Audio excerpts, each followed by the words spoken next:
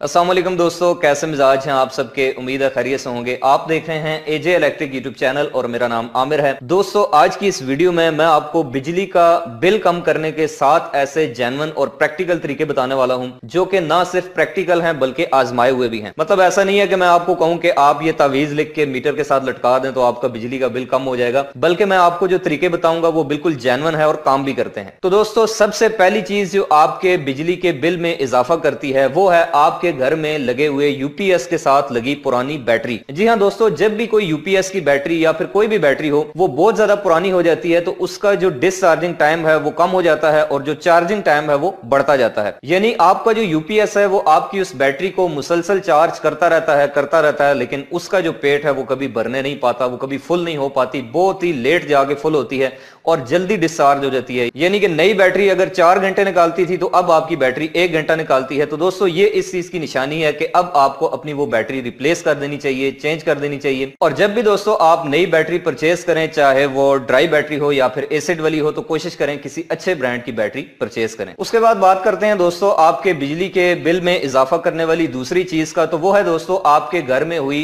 नाकिस wiring या फिर उस वायरिंग में इस्तेमाल की गई नाकिस तार या फिर प्रॉपर साइज का ना होना। मिसाल के तौर पर आपके घर में जो सबसे बड़े लोड्स हैं जैसे कि एसी हो गया, आपकी पानी वाली मोटर हो गई, इस्त्री हो गई, इनके साथ जो तार लगाई जाती है अमूमन वो कम से कम 729 वायर जो है होनी चाहिए, क्योंकि उसकी करंट कैरियरिंग कैपेसिटी ज्यादा होती है।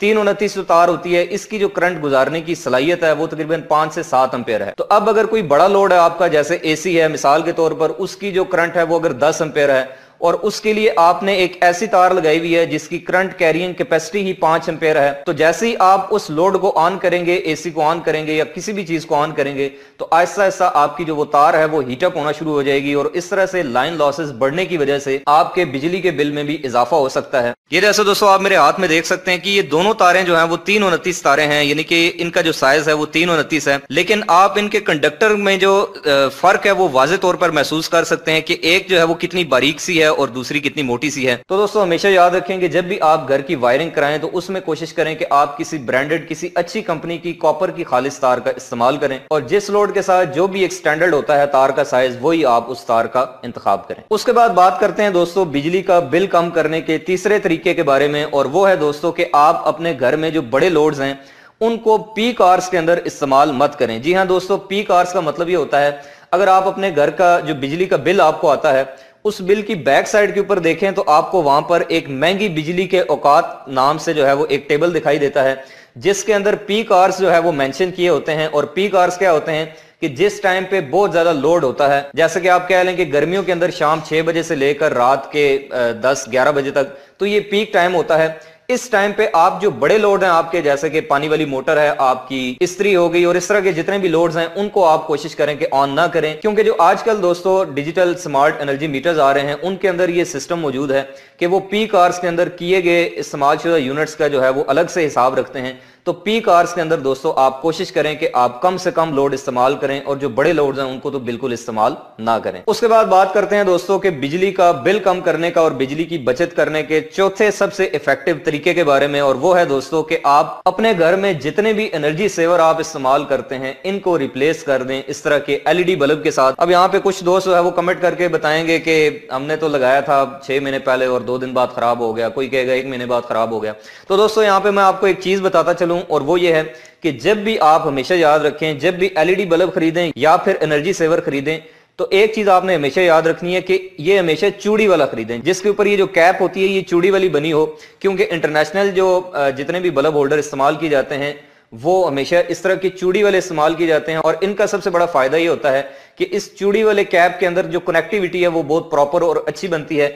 इसके मुकाबले में जो आपके पिन वाले जो बल्ब होते हैं उनके अंदर चूंकि एक होल्डर के अंदर स्प्रिंग लोडेड मैकेनिज्म होता है और सही प्रॉपर कनेक्टिविटी ना होने की वजह से जो है वो बल्ब को सही प्रॉपर वोल्टेज नहीं मिलते या फ्लक्चुएशन की वजह से बल्ब जल्दी खराब हो जाता है। तो दोस्तों इन एलईडी बल्ब्स के, इन एनर्जी सेवर के मुकाबले में 6 फायदे हैं और वो क्या क्या है। नंबर 1, सेम स्पेक्स के अंदर इनकी वाटेज कम होती है, मतलब कि ये 13 वाट का एलईडी बल्ब इस 24 वाट के एनर्जी सेवर से ज्यादा ज्यादा रोशनी देता है और आधी बिजली खाता है। उसके बाद इसकी जो ल्यूमन एफिशिएंसी है, यानी कि इसकी जो ल्यूमन्स हैं, इसकी जो रोशनी है वो इससे ज्यादा है। ये जब चलता है तो हीट अप नहीं होता। इसके अलावा इसकी जो लाइफ है, यानी कि इसकी बल्ब की जो लाइफ होती है वो आवर्स में होती है, घंटों में। इसकी जो लाइफ है एनर्जी सेवर की, ये तकरीबन 6000 से 8000 घंटे होती है, जबकि जो एलईडी बल्ब होता है इसकी लाइफ तकरीबन 50,000 घंटे होती है। इसके अलावा इसकी एफिशिएंसी ज्यादा है, ये एनर्जी सेविंग है। तो अलगर्ज सिर्फ कीमत थोड़ी सी इनकी ज्यादा होती है, 100 या 150 रुपए, लेकिन आप सिर्फ इनिशियल कॉस्ट को बचाने के लिए इस तरह के एनर्जी सेवर, अब ये पुराना दौर हो चुका है, अब तो जो आपकी ट्यूबलाइट होती है वो भी एलईडी में आ गई है। तो आप कोशिश करें कि किसी अच्छे ब्रांड के जैसे फिलिप्स या ओरिएंट वगैरह के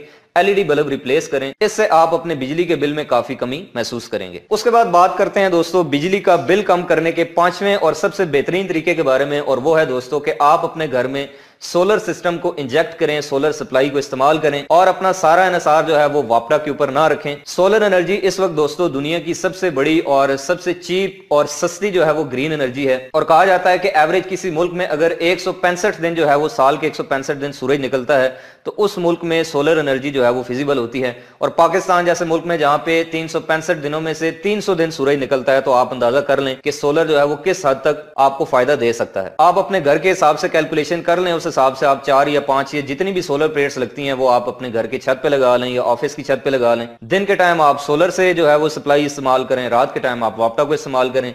इस तरह से आपका जो बिजली का बिल है वो आधे से भी ज्यादा कम हो जाएगा। तो दोस्तों सोलर पावर की पूरी कैलकुलेशन और सोलर प्लेट्स की क्या निशानी होती है, असल और नकल की क्या कैसे जो है वो पहचान करते हैं, या फिर इसकी जो पूरी कैलकुलेशन है उसके ऊपर मैं इंशाल्लाह बहुत जल्द वीडियोस बनाऊंगा। वो आपको मेरे इसी यूट्यूब चैनल एजे इलेक्ट्रिक के ऊपर देखने को मिलेगी इंशाल्लाह, लेकिन उसके लिए शर्त है कि आप अभी से जो है वो इस चैनल को सब्सक्राइब कर लें। उसके बाद दोस्तों बिजली का बिल कम करने के और बिजली बचाने का जो छठा तरीका है वो ये है कि आपके घर में जितने भी पिक्चर ट्यूब वाले जो CRT बेस्ड जो मॉनिटर हैं, या फिर अगर आप टीवी आज के दौर में भी 2020 में भी उस तरह का पुराना यूज कर रहे हैं, तो मैं आपको मशवरा दूंगा कि अब उस टीवी को आप उठा के साइड पे कर दें, और बेहतर है कि अब आप शिफ्ट हो जाएं LCD या कम से कम LED या फिर IPS जदीद या प्लाज्मा टीवी जिसको हम कहते हैं। इनका सबसे बड़ा फायदा दोस्तों ये है कि आपका जो नॉर्मल टीवी होता है, जो पिक्चर ट्यूब वाला टीवी होता है, वो जैसे मैं आपको एग्जांपल दूं तो आपका जो 17 या 18 इंच का बड़ा टीवी है वो तकरीबन 150 वाट के लगभग पावर इस्तेमाल करता है। लेकिन दोस्तों इसी साइज के अंदर अगर आपकी 20 या 21 इंच की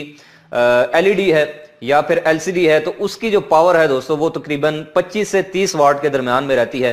तो आप अंदाजा कर सकते हैं कि किस कदर जो है वो कम बिजली इस्तेमाल करती है LCD या फिर LED। तो आप चाहे कंप्यूटर इस्तेमाल कर रहे हैं, चाहे टीवी देख रहे हैं, तो आप बेहतर है कि आप LED टेक्नोलॉजी का इस्तेमाल करें। उसके बाद बात करते हैं दोस्तों बिजली का बिल कम करने के 7वें तरीके के बारे में, जो कि बहुत ही ज्यादा जो है वो इफेक्टिव है। आप इसको यूज करेंगे तो आपको पता चलेगा, और वो ये है दोस्तों कि आपके घर में अगर पुराने टाइप के नॉर्मल AC लगे हुए हैं या फिर नॉर्मल फ्रिज पड़ी है तो आप उसको अब रिप्लेस कर दें। वक्त आ गया है उसको इन्वर्टर टेक्नोलॉजी के ऊपर, जो आजकल जदीद जो है वो DC इन्वर्टर AC आ रहे हैं या फिर रेफ्रिजरेटर आ रहे हैं। क्योंकि दोस्तों जो आपके इन्वर्टर AC हैं या फिर इन्वर्टर रेफ्रिजरेटर हैं उनका सबसे बड़ा फायदा यह है कि वो 58% लेस जो है वो एनर्जी कंज्यूम करते हैं आपके नॉर्मल AC की निस्बत। इसके अलावा इनके अंदर वेरिएबल फ्रीक्वेंसी ड्राइव लगी होती है जो कि आपके उस AC के कंप्रेसर की स्पीड को कंट्रोल करती है। इन्वर्टर AC का स्टार्टअप टाइम बहुत कम होता है, इनके अंदर टेम्परेचर की फ्लक्चुएशन बहुत कम होती है। इसके अलावा इनका जो कवरेज एरिया है वो नॉर्मल AC की निस्बत सेम स्पेक्स के अंदर बहुत ज्यादा होता है। इनका कंफर्ट लेवल बहुत ज्यादा होता है नॉर्मल AC की निस्बत। और सबसे बढ़कर बात यह है कि आपका जो नॉर्मल AC है उसके जो कंप्रेसर की मोटर है वो तकरीबन तमाम सारा टाइम जो है वो चलती रहती है जितना भी आपने टेम्परेचर सेट किया होता है। लेकिन जो आपका इन्वर्टर AC है दोस्तों उसकी जो मोटर है उसके अंदर स्पीड कंट्रोल मौजूद होता है। जिस हिसाब से आप टेम्परेचर एडजस्ट करते हैं उस हिसाब से मोटर जो है वो उसकी ऑन ऑफ होती रहती है। तो कम टाइम के लिए मोटर ऑन रहती है, इसलिए उसकी जो एनर्जी कंजम्पशन है वो भी नॉर्मल AC की निस्बत कम है। तो दोस्तों ये वो 7 तरीके हैं जिनको अगर आप अपने घर में प्रैक्टिकली इस्तेमाल करते हैं प्रॉपर, तो फिर मेरा दावा है कि आपका बिजली का बिल जो है वो काफी कम हो जाएगा। और ये तरीके मैंने वक्तन फवक्तन अप्लाई भी किए हैं, मैं अपने घर में भी यूज कर रहा हूं, तो मुझे इनका काफी अच्छा जो है वो रिस्पांस देखने को मिला है। तो मुझे यकीन है दोस्तों कि आपको मेरी इन बातों से काफी फायदा हुआ होगा, आपको ये मेरी बातें समझ आई होंगी। तो अगर आपको ये वीडियो अच्छी लगी है तो आप इसको लाइक करें, अपने दोस्तों के साथ भी शेयर करें। और अगर आप चाहते हैं कि इलेक्ट्रिकल से रिलेटेड इस तरह की इंटरेस्टिंग वीडियोस आपको आइंदा भी मिलती रहा करें तो आप मेरे इस यूट्यूब चैनल एजे इलेक्ट्रिक को सब्सक्राइब करके बेल आइकन प्रेस करें। मिलते हैं नेक्स्ट वीडियो में, तब तक के लिए अपना बहुत सा ख्याल रखिएगा। खुदा हाफिज।